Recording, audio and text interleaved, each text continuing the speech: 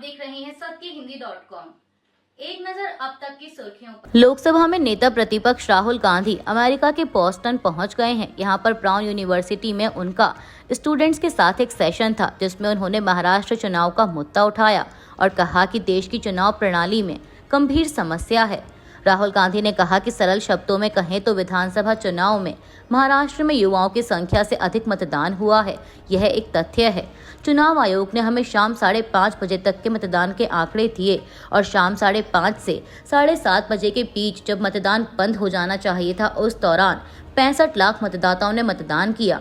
अब ऐसा होना शारीरिक रूप से संभव नहीं है, क्योंकि एक मतदाता को वोट डालने में लगभग 3 मिनट लगते हैं और अगर आप कैलकुलेट करें तो इसका मतलब ये होगा कि रात 2 बजे तक मतदाताओं की लाइनें लगी रहीं और वे पूरी रात मतदान करते रहे, लेकिन ऐसा नहीं हुआ।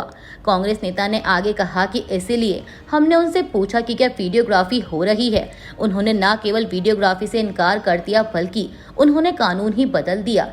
इसलिए अब आप वीडियोग्राफी के लिए नहीं कह सकते। हमारे लिए यह बहुत साफ था कि चुनाव आयोग समझौता कर चुका है। यह बहुत साफ है कि सिस्टम में कुछ बहुत गड़बड़ है। चीन के वाणिज्य मंत्रालय ने कहा है कि वो उन देशों का विरोध करता है जो अमेरिका के साथ ऐसे व्यापारिक समझौते कर रहे हैं जिनसे चीन को नुकसान हो सकता है।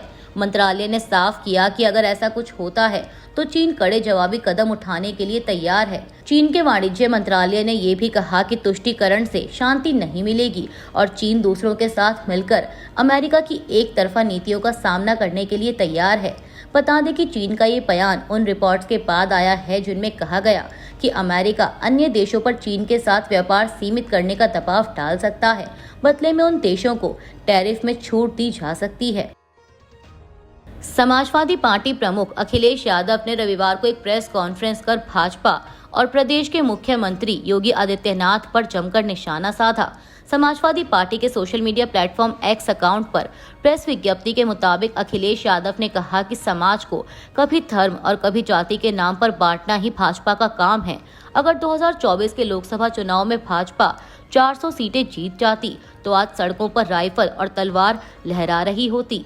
प्रेस कॉन्फ्रेंस के दौरान अखिलेश ने प्रदेश की योगी सरकार पर कुंभ में हुई भगदड़ में मरने वालों का आंकड़ा छिपाने का भी आरोप लगाया। उन्होंने कहा कि भाजपा सरकार और मुख्यमंत्री जी झूठे प्रचार, झूठे आंकड़े देने और सच छिपाने में लगे रहे। सरकार महाकुंभ में संगम नौज पर हुई भगदड़ की सच्चाई छिपाती रही, मृतकों की सही संख्या नहीं बताई। अखिलेश ने मुख्यमंत्री पर निशाना साधते हुए कहा कि कोई कपड़े पहनने से योगी नहीं होता, भाषा, व्यवहार और विचार से योगी बनते हैं।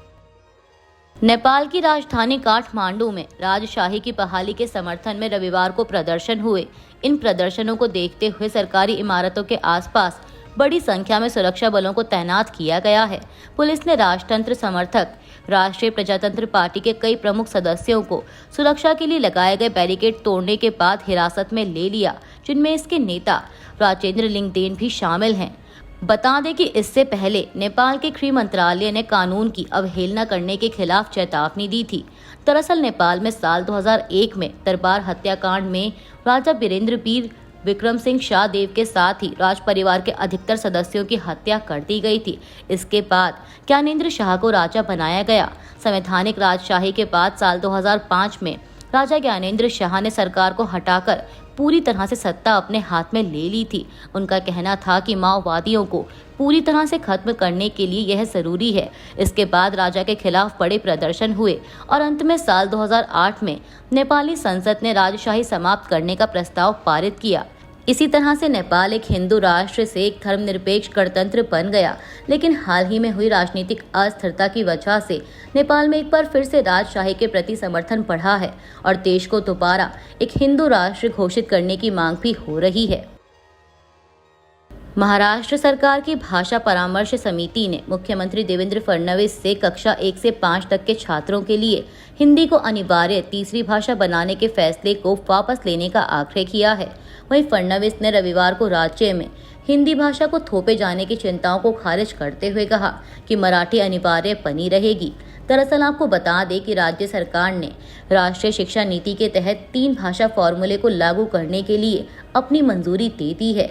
इसके अनुसार इसने अंग्रेजी और मराठी माध्यम स्कूलों में कक्षा 1 से 5 तक के छात्रों के लिए हिंदी को अनिवार्य बना दिया है। कांग्रेस के मीडिया और प्रचार विभाग के प्रमुख पवन खेड़ा ने रविवार को कहा कि कांग्रेस के शीर्ष नेता 21 से 24 अप्रैल के बीच पूरे देश में प्रेस कॉन्फ्रेंस करेंगे और नेशनल हेराल्ड मामले में भाजपा के झूठ को उजागर करेंगे। उन्होंने नेशनल हेराल्ड प्रकाशन को स्वतंत्रता संग्राम का जीवंत स्मारक बताया। दरअसल ईडी द्वारा नेशनल हेराल्ड मामले में कथित मनी लॉन्ड्रिंग के आरोप पत्र में सोनिया गांधी और राहुल गांधी का नाम शामिल किए जाने के बाद विपक्षी पार्टी भाजपा के बढ़ते हमले को कम करने के लिए लगातार प्रयास कर रही है। सुप्रीम कोर्ट और chief justice of India Sanjeev Khanna के बारे में भाजपा सांसद निशिकांत दुबे के विवादित बयान को लेकर अवमानना की कार्यवाही की मांग शुरू हो गई है। सुप्रीम कोर्ट के एक एडवोकेट ऑन रिकॉर्ड ने अटॉर्नी जनरल को चिट्ठी लिखकर अवमानना के मुकदमे की अनुमति मांगी है। दरअसल कंटेम्प्ट ऑफ कोर्ट एक्ट 1971 की धारा 15(1)(b और अवमानना के मामलों के लिए सुप्रीम कोर्ट के 1975 में बने नियमों में से नियम 3C के तहत अटॉर्नी जनरल या सॉलिसिटर जनरल की सहमति के बाद ही सुप्रीम कोर्ट की अवमानना की कार्यवाही शुरू हो सकती है। ऐसे में वकील ने अटॉर्नी जनरल आर वेंकटरमणि को पत्र लिखकर निशिकांत दुबे के बयान की जानकारी दी। पत्र में बताया गया है कि दुबे ने सुप्रीम कोर्ट पर संसद के काम में अतिक्रमण का आरोप लगाया है।